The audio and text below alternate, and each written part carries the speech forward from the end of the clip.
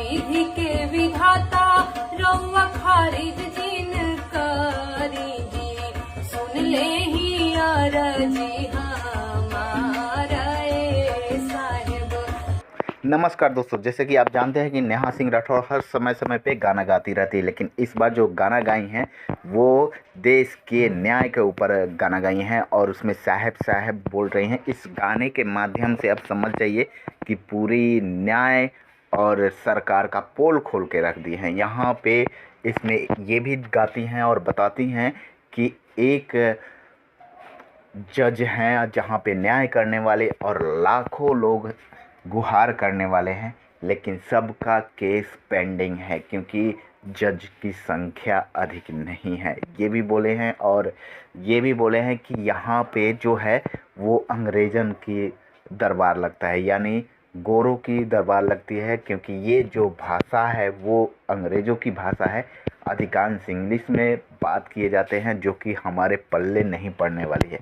ये सारा चीज़ अपने एक गाने के माध्यम से बयां करती है और बताती है ताकि लोग जागरूक हो। तो ये गाना हम आपको सुनवाएंगे, पूरा सुनवाएं। उससे पहले दोस्तों हम आपसे निवेदन करना चाहते हैं कि आप हमारे चैनल को सब्सक्राइब कर लें और प्यारा सा बेल बटन दबा दें ताकि हम इस तरह से आपको नेहा सिंह राठौर का गाना सुनाता रहें।